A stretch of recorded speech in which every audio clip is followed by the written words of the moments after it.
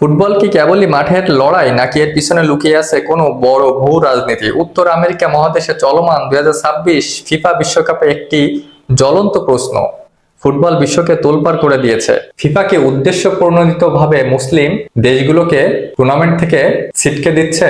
দেখুন, এটা কোনো আবেগ বা মিথ্যে কোনো গল্প নয়। আপনি যদি ফুটবল প্রেমী হন এবং নিরপেক্ষ হন, তাহলে ভিডিওটি অবশ্যই আপনার জন্যই। আপনার মনেও এইসব প্রশ্ন অবশ্যই একটা না একটা সময় দানা বেঁধেছে।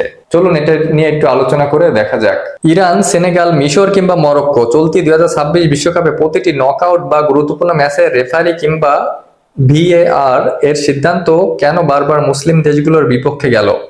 আজকের ভিডিওতে আমরা কোনো আবেগ নয়, 2026 বিশ্বকাপে মাঠের নিখুঁত তথ্য প্রমাণের ভিত্তিতে এই রহস্যর পিছনের তথ্য উন্মোচন করব। প্রথমেই শুরু করতে চাই ইরান ফুটবল দলকে দিয়ে। 2026 সালে গ্রুপ পর্বের কঠিন লড়াইয়ে ইরানকে মাঠের ভেতরের থেকে মাঠের বাইরের অদৃশ্য কঠিন লড়াইয়ের বিপক্ষে বেশি লড়তে হয়েছে। গ্রুপ জিতে বেলজিয়াম এবং মিশরের মতো শক্তিশালী দলের মুখোমুখি হতে হয়েছিল ইরানকে। মাঠে তাদের প্রতিটি মুভমেন্ট রেফারির কঠোর নজরদারি ছিল। রেফারিদের অতি সতর্ক আচরণ এবং কার্ড দেওয়ার ক্ষেত্রে ইরানি খেলোয়াড়দের প্রতি প্রচ্ছন্ন কাড়াকাড়ি দলটির স্বাভাবিক খেলার বড় মনস্তাত্ত্বিক চাপ সৃষ্টি করে। প্রশ্ন হচ্ছে, অন্য দেশের খেলার ধরনকে স্বাভাবিক ধরা হলেও ইরানের বেলায় কেন বারবার রেফারিদের রেডার এত কড়া হয়ে থাকে? রাজনৈতিক ইস্যুটা কেন ইরানের দিকেই বেশি কড়াকড়ি করা থাকে? ইরানকে বিভিন্নভাবে মাঠের ভেতরে, মাঠের বাইরে, বিমানবন্দরে সব জায়গায় কেন হেনস্থা করা হয়? ফুটবল তো নিরপেক্ষ, নিরপেক্ষতার বাইরে গিয়ে কেন বারবার মুসলিম দেশগুলোকেই টার্গেট করা হয়? এবার আসা যাক আফ্রিকার অন্যতম সেরা মুসলিম দেশ সেনেগাল প্রসঙ্গে। 2026 বিশ্বকাপে নতুন ফরম্যাটে রাউন্ড অফ 32-এ বেলজিয়ামের বিপক্ষে সেনেগালের ম্যাচটি ছিল চরম ট্র্যাজেডি। নির্ধারিত সময়ে দুর্দান্ত লড়াই করে সেনেগাল ম্যাচটি 2-2 গোলে টাই রাখে, কিন্তু অতিরিক্ত সময়ে যাওয়ার পর ফুটবল ভক্তরা রেফারিং নিয়ে ক্ষোভ উগরে দেন। ম্যাচের একদম শেষ মুহূর্তে 120 মিনিট কাছাকাছি ভিআর রিভিউর মাধ্যমে বেলজিয়ামকে একটি পেনাল্টি দেওয়া হয় এবং সেনেগালের স্বপ্ন ভেঙে 3-2 গোলে ম্যাচটি জিতে নেয় বেলজিয়াম।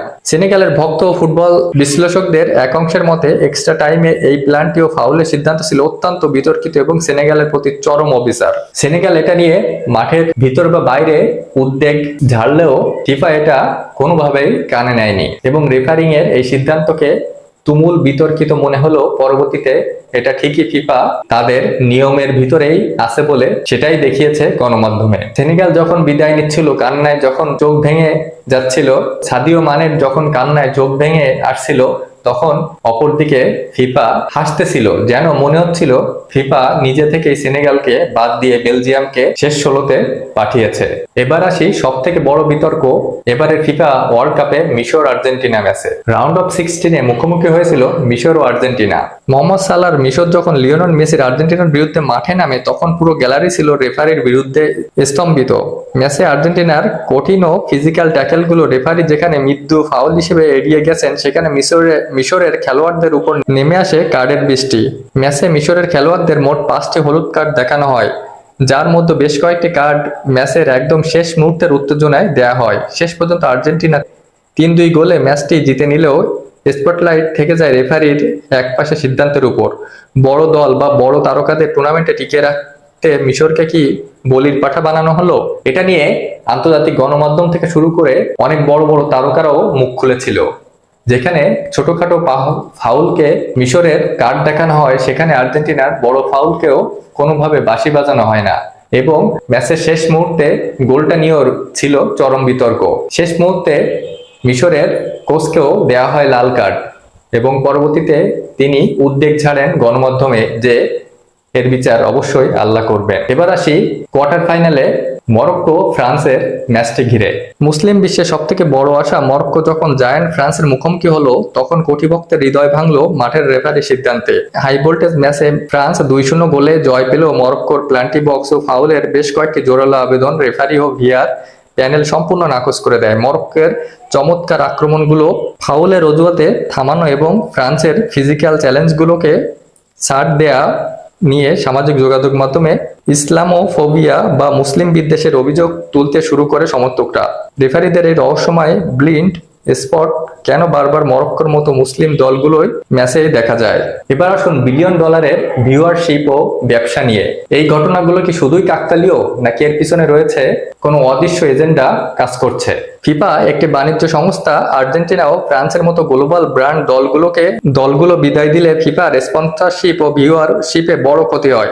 তাই রেফারিদের অবচেতন মনে বড় দলগুলোকে বাঁচানোর একটা মনস্তাত্ত্বিক প্রবণতা ও বিগ টিম বায়াস কাজ করতে পারে। নাম্বার 2, আফ্রিকান বা আরব অঞ্চলগুলো মুসলিম প্রধান দলগুলো সাধারণত ফিজিক্যাল বা হাই প্রেস ফুটবল খেলে। ইউরোপীয় রেফারিরা অনেক সময় এই ট্যাকেলগুলোকে অতিরিক্ত ফাউল বা কার্ড হিসেবে গণ্য করে বসেন, যা দলগুলোর বিপক্ষে চলে না। ফিফা সরাসরি কোনো ধর্মের বিরুদ্ধে অফিসিয়ালি এজেন্ডা নিয়ে নামে না ঠিকই, তবে তাদের বাণিজ্যিক স্বার্থ এবং 2026 বিশ্বকাপে এই বিতর্কিত সিদ্ধান্তগুলো বারবার মুসলিম দেশগুলোর স্বপ্ন গুঁড়িয়ে দিচ্ছে। এটি একটি নির্মম বাস্তবতা। ফিফার এই ভিউ ব্যবসা ও এই কোটি কোটি ডলারের এই যে অদৃশ্য এজেন্ডা, এর মাধ্যমে কি মুসলিম বিশ্বের ফুটবলার ধ্বংসের পথে? 2026 বিশ্বকাপে এই ফুটবল ও আম্পায়ারিং নিয়ে আপনার মতামতটা কি অবশ্যই কমেন্টে জানাবেন। ভালো লাগলে পাশে থাকবেন। ধন্যবাদ।